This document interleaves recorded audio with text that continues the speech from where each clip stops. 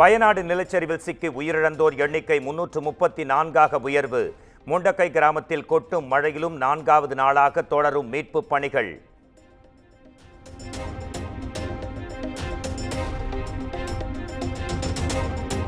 நிலச்சரிவில் சிக்கியவர்களில் இதுவரை 3500 பேர் மீட்கப்பட்டுள்ளதாக அதிகாரிகள் தகவல். காயமடைந்த 130க்கும் மேற்பட்டோருக்கு மருத்துவமனையில் சிகிச்சை.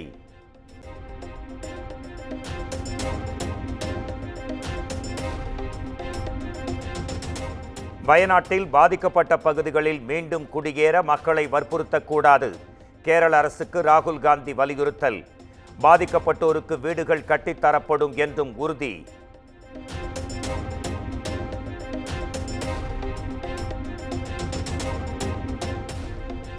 வயநாடு நிலச்சரிவு விவகாரம் குறித்து விரிவான அறிக்கை தாக்கல் செய்ய வேண்டும். கேரள அரசுக்கு தென் மண்டல தேசிய பசுமை தீர்ப்பாயம் உத்தரவு.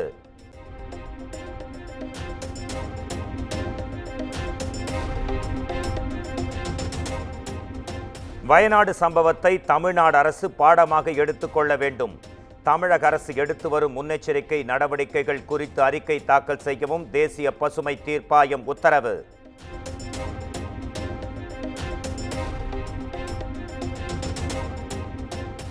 சபரிமலைக்கு வரும் பக்தர்களின் பாதுகாப்பை உறுதி செய்ய தேவசம் போர்டுக்கு கேரள உயர்நீதிமன்றம் உத்தரவு. வயநாட்டில் நிலச்சரிவு ஏற்பட்டதை தொடர்ந்து பாதுகாப்பு நடவடிக்கைகளை மேற்கொள்ள அறிவுறுத்தல்.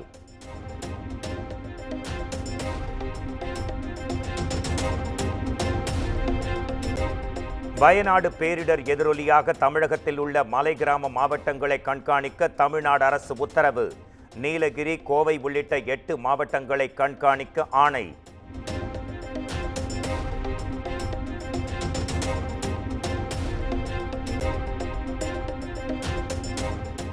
நீலகிரியில் 20 நாட்களுக்கும் மேலாக கொட்டி தீர்க்கும் கனமழை.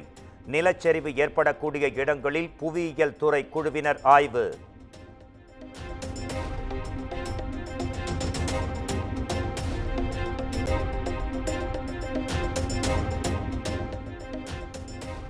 சென்னை எழிலகத்தில் உள்ள மாநில அவசரகால கட்டுப்பாட்டு அறையில் முதலமைச்சர் மு.க. ஸ்டாலின் ஆய்வு.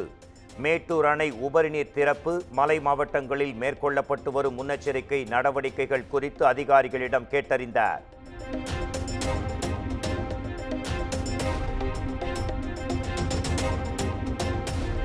சீர்காழி கொள்ளிடம் ஆற்றில் ஏற்பட்ட வெள்ளப்பெருக்கால் விவசாய நிலங்களை சூழ்ந்த வெள்ள நீர். மரவள்ளிக்கிழங்கு மகசூல் பாதிக்கப்பட்டுள்ளதாக விவசாயிகள் வேதனை.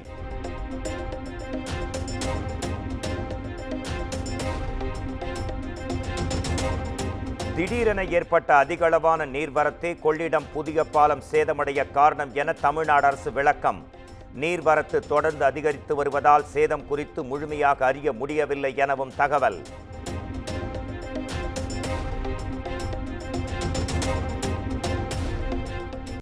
கோவை, ஈரோடு மாவட்டங்களில் ஆடிப்பெருக்கன்று நீர்நிலைகளுக்கு பொதுமக்கள் செல்ல தடை. வெள்ளப்பெருக்கு காரணமாக அனுமதி மறித்து ஆட்சியர்கள் உத்தரவு.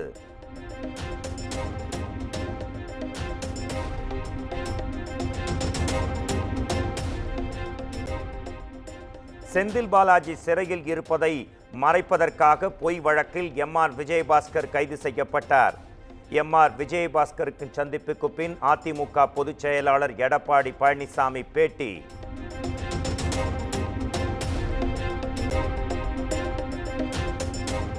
திமுக ஆட்சி என்றாலே ரவுடிகள் ஆட்சிதான் என பாஜக எம்எல்ஏ வானதி சீனிவாசன் சாடல். சட்டம் ஒழுங்கு குறித்து கேள்வி கேட்டால் அமைச்சர்கள் பதிலளிப்பதில்லை என்றும் குற்றச்சாட்டு.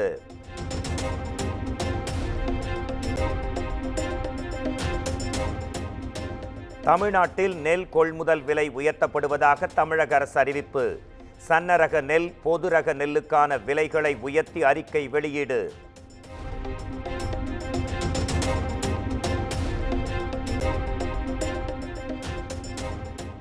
ஸ்ரீபெரும்புதூரில் 1800 கோடி ரூபாயில் தொழிற்சாலை அமைக்கும் மதசன் எலக்ட்ரானிக்ஸ் நிறுவனம். இத்தொழிற்சாலை மூலம் 3500 பேருக்கு வேலை வாய்ப்பு கிடைக்கும் என தகவல்.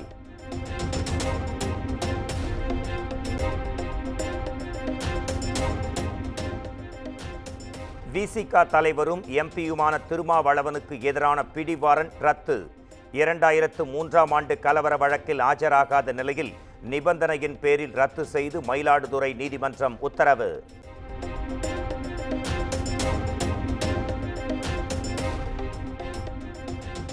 சட்டவிரோத பணப்பரிமாற்ற வழக்கில் குற்றச்சாட்டு பதிவை தள்ளி வைக்க கோரிய செந்தில் பாலாஜியின் மனு ஏற்பு. குற்றச்சாட்டு பதிவு செய்யப்படும் ஆகஸ்ட் 7ஆம் தேதி செந்தில் பாலாஜியை ஆஜர்படுத்த நீதிபதி அல்லி உத்தரவு.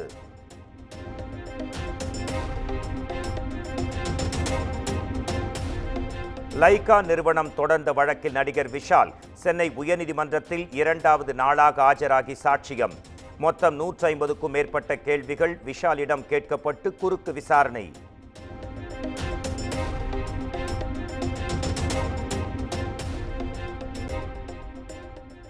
தமிழ்நாடு மின்சார ஒழுங்குமுறை ஆணைய தலைவர் பதவிக்கான விண்ணப்பம் வழங்க கால அவகாசம். சனிக்கிழமையுடன் விண்ணப்பத்திற்கான காலம் முடிவடைய இருந்த நிலையில் 16ஆம் தேதி வரை நீட்டிப்பு.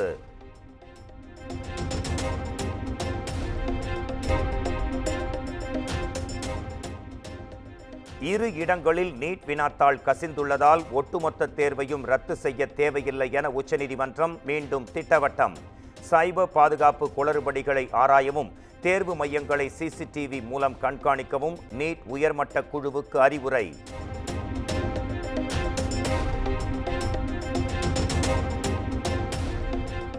மதுரை எய்ம்ஸ் கட்டுமான பணி விரைவில் முடிக்கப்படும்.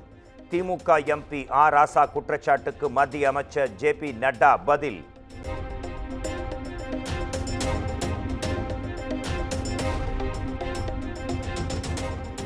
ஏழு கோடிக்கும் மேலான இந்தியர்கள் வருமான வரி தாக்கல் செய்துள்ளனர்.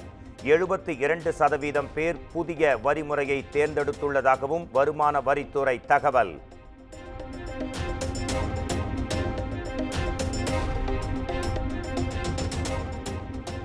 உத்தரகண்ட் மாநிலத்தில் கனமழையால் நேரிட்ட வெள்ளப்பெருக்கு. இருவேறு பகுதிகளில் சிக்கி தவித்த 1000க்கும் மேற்பட்ட சுற்றுலா பயணிகள் ஹெலிகாப்டர்கள் மூலம் மீட்பு.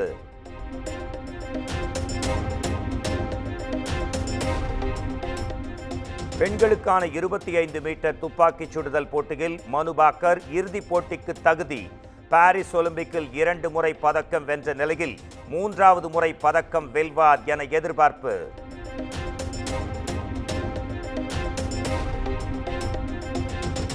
பாரிஸ் ஒலிம்பிக் வில்வித்தை போட்டிகளில் அரையிறுதிக்கு முன்னேறிய இந்தியா. அங்கிதா பகத், தீரஜ் பொம்மதேவரா இணை கால் இறுதியில் ஸ்பெயின் இணையை 5-3 என்ற கணக்கில் வீழ்த்தி அசத்தல்.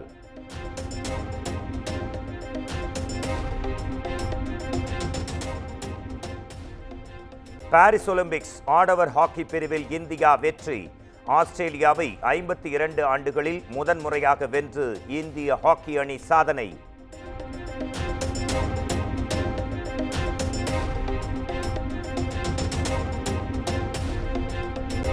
பா. ரஞ்சித் இயக்கத்தில் சியான் விக்ரம் நடிக்கும் தங்கலான் படத்தின் புதிய பாடல் வெளியீடு. பாடகர் அறிவு வரிகளில் ஜி.வி. பிரகாஷ் பாடியிருக்கும் வார் சாங்குக்கு ரசிகர்கள் வரவேற்பு.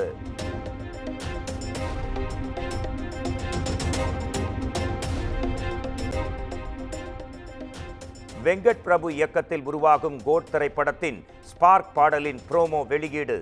சனிக்கிழமை மாலை 6 மணிக்கு பாடல் வெளியாகும் நிலையில் அழகான தோற்றத்தில் நடிகர் விஜய்.